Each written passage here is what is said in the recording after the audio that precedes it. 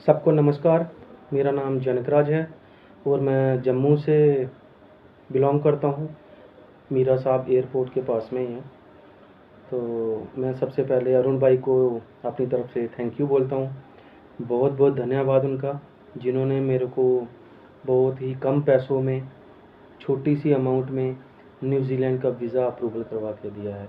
वो भी only 4 document पे, पासपोर्ट, बैंक स्टेटमेंट और प्रॉपर्टी वैल्यूएशन, उसके बाद आपकी आईटीआर। ये 4 ही डॉक्यूमेंट लगाए थे उन्होंने, जो कि मैंने उनको अप्रूवल किए थे। मैं फिर से अरुण भाई को थैंक यू बोलता हूँ, जिन्होंने मेरे को 6 दिन में वीज़ा अप्रूवल करवा के दिया है। क्योंकि 23 को मैंने उनको डॉक्यूमेंट दिए थे और आज 29 है, सुबह 9:26 पे मेरे को मेल आ गई थी कि आपका वीज़ा अप्रूवल हो गया है। अरुण भाई का फ़ोन भी आ गया, उन्होंने मेरे को दिल से बधाई भी दी और साथ में उन्होंने बोला कि आपकी तरफ से पार्टी भी बनती है। मैं बोला ठीक है, मैं आपको ज़रूर आऊँगा पार्टी देने के लिए। अरुण भाई बहुत अच्छे इंसान हैं।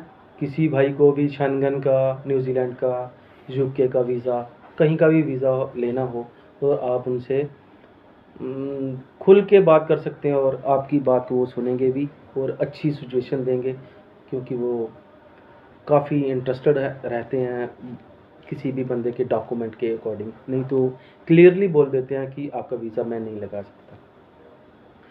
मेरे को इनसे जान पहचान करवाने वाले मेरे एक फ्रेंड थे, सतपाल जी। उनके साथ मैं पहले भी ट्रैवल कर चुका हूँ 7-8 कंट्री में।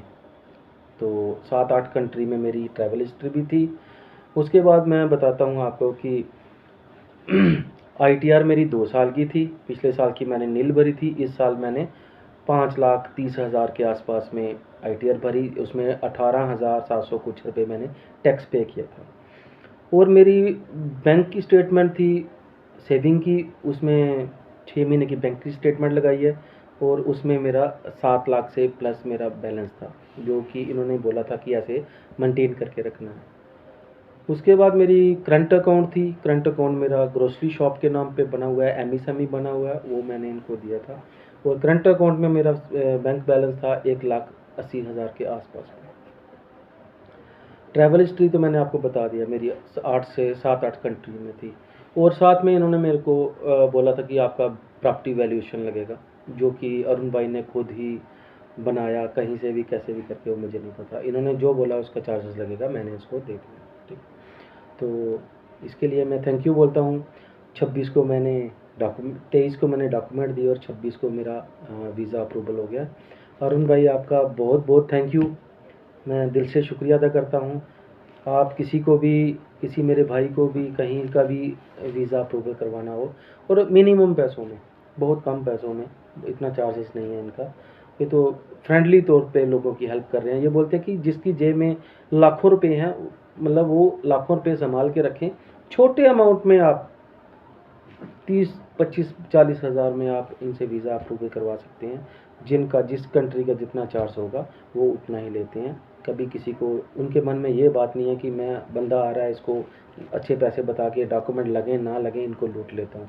सबसे बड़ी बात ये है कि ये आपको हर एक डॉक्यूमेंट की जानकारी देते हैं कि ये डॉक्यूमेंट लगा रहा हूँ, कल को आपको रिफ्यूज़ल भी आ जाती है। आम कोई भी एजेंट है, जैसे दुकानदार बहुत बैठे हुए हैं, हर दुकान पे अलग अलग तरह के कस्टमर आते हैं।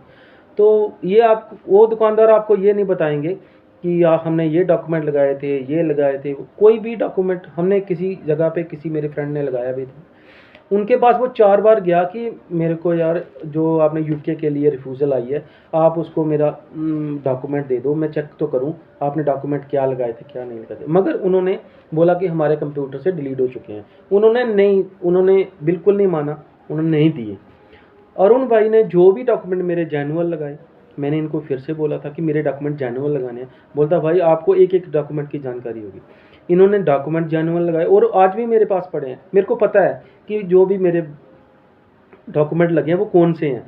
फेक डॉक्यूमेंट एक भी नहीं लगाया, और अरुण भाई फेक डॉक्यूमेंट से उनको एलर्जी है, तो क्लियरली बोल देते हैं कि मैं आपको वीज़ा लेके नहीं दे सकता हूँ। क्लियरली बोल देते हैं, क्योंकि मैं अपने सीए से उनसे बात करवाई थी कि सीए मेरा बोल रहा था कि इनकी मैं इतने की आईटीआर भर दूंगा, ये कर दूंगा, वो कर दूंगा। तो अगर इनको मतलब जैसे इनको अगर कोई फ़ोन आ जाता है या इनको मेल आ जाती है कि आपका मतलब आपको अगर वहाँ से मेल या फ़ोन आ जाता है इनकम टैक्स की तरफ से, तो आप क्या जवाब दोगे? तो बोल रहा फिर इनको बोलो वीज़ा मत लगाओ। बस उन्होंने ये बोल दिया कि क्लियर है, मैं इनको बोल देता हूँ कि इनको वीज़ा मत लगाओ, ये बोल रहा हूँ। तो आप जिसको भी किसी भी कंट्री का वीज़ा लगवाना है, शेंगन का, यूके का, न्यूजीलैंड का, किसी भी कंट्री का, तो आप इनसे सिचुएशन पे ले सकते हो, इनसे बात कर सकते हो। ये आपको बिल्कुल राइट पे बताएंगे और अच्छे से बात करते हैं। इनके मन में वो लूट पाट वाला कोई काम नहीं है। थैंक यू अरुण भाई, शुक्रिया आपका। और जो भी मेरे फ्रेंड्स देखेंगे उनका भी मैं धन्यवाद करता हूँ, वो भी अरुण भाई से मिलें और बातचीत करें, इनसा वीज़ा अप्लाई करवाएं। Thank you.